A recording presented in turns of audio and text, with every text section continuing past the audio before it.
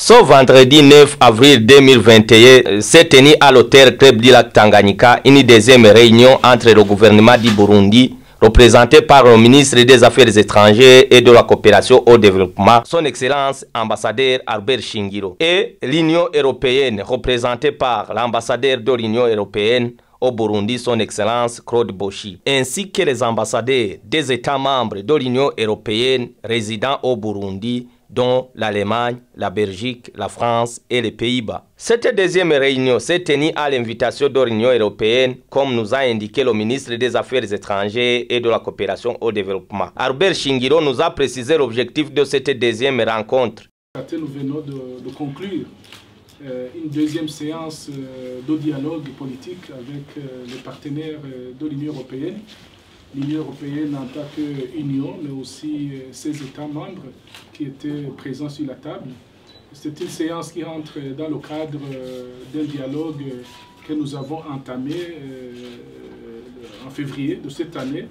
Le dialogue qui vise bien évidemment l'amélioration, le réchauffement des relations d'amitié et de coopération avec nos partenaires de l'Union européenne. Comme vous le savez, les États membres de l'Union européenne sont des partenaires extrêmement importants pour notre pays depuis de longues années. N'eût été cette petite période de 2015 à 2020 qui a été une période qui a occasionné quelques soucis.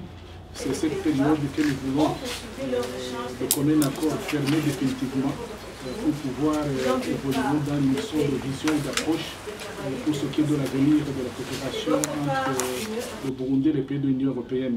Nous avons discuté de beaucoup de sujets dans tous les domaines, sans tabou, que ce soit les domaines des droits de l'homme, la gouvernance, les domaines de la coopération dans les forats internationaux, les domaines de la bonne gouvernance, les domaines de la justice, etc. etc.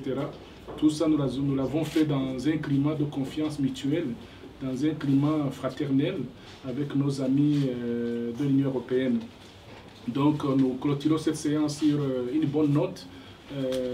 Comme il vient de le dire, il nous a adressé une invitation pour une tournée dans certaines capitales de l'Union européenne. C'est aussi un geste qui montre que les relations commencent à se réchauffer davantage.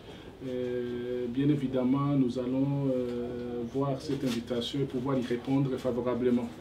Donc, nous pensons que dans un proche avenir, comme vous pouvez le constater, nous pensons que nous allons retourner à nos relations traditionnelles et lever toutes les zones d'ombre qui ont caractérisé nos relations durant la petite période de 5 ans.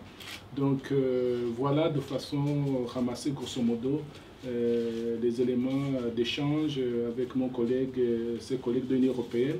Nous avons insisté bien évidemment sur l'aspect investissement étranger.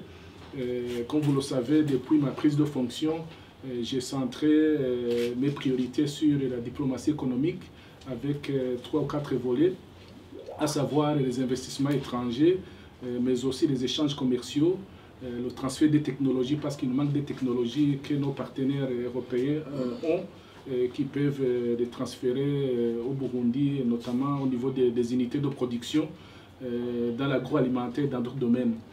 Il y a aussi la promotion du tourisme, la promotion des infrastructures modernes. Tout cela fait partie de mes priorités dans le domaine de la diplomatie économique. Donc nous avions invité bien évidemment un expert de l'API pour exposer en détail les opportunités, les nombreuses opportunités qu'offre le Burundi aux investisseurs étrangers. Et je pense que cet exercice va se poursuivre dans les prochaines séances avec l'Union.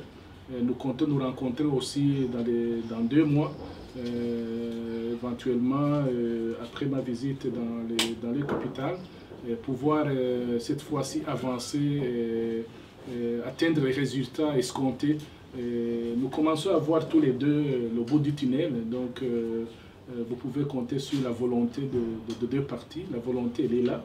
C'est une volonté partagée, elle est réelle, elle est authentique, elle est sincère. Donc la confiance entre le Burundi et l'Union européenne est en train de se rétablir convenablement. Claude Boshi, à son tour, il a salué le pas franchi pour les 2 parties en fait de renormaliser la coopération entre l'Union européenne et le Burundi. Les débats se sont un peu prolongés, c'est-à-dire la richesse qui les caractérise et l'excellent climat, très constructif, chaleureux, amical. J'allais dire encore plus que la fois dernière, puisque nous apprenons à nous connaître encore davantage.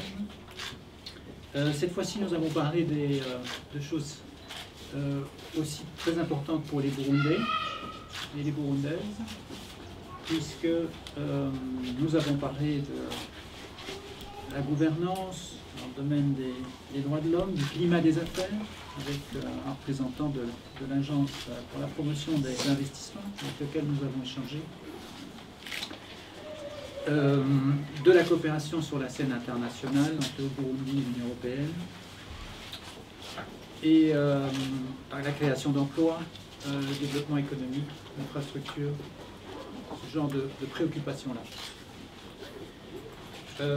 Ce sont des échanges que nous souhaiterions voir prolonger à l'avenir aussi, et c'est parfaitement dans l'esprit de l'accord de Cotonou qui prévoit ce genre de dialogue avec les pays signataires, donc où le pays signataire et l'Union européenne discutent ensemble de la situation, non seulement dans ce pays-là, mais ailleurs. Il y a des grandes problématiques qui traversent nos sociétés, comme la digitalisation, la réforme de la justice, etc., qui sont des enjeux de société au Burundi comme ailleurs. Et donc c'est notre souhait de poursuivre ce dialogue avec le Burundi, je dis bien, sur ce genre de sujet. J'ai eu le plaisir, avec mon collègue français, Stéphane Gunder, de remettre à son Excellence, Monsieur le Ministre, une lettre d'invitation, d'accueil dans nos capitales. Donc il appartiendra au gouvernement burundais de définir certaines modalités de concert avec les autorités françaises, européennes et peut-être d'autres. Donc c'est un réel plaisir et c'est aussi, vous l'aurez compris, un geste qui s'inscrit parfaitement dans le cadre de ce réchauffement des relations entre le Burundi et l'Union européenne. Je pense qu'il y a très longtemps qu'un ministre du Burundi n'est plus allé ni à Bruxelles ni à Paris. Nous signalons que les échanges se sont tenus à huis clos à l'absence des journalistes.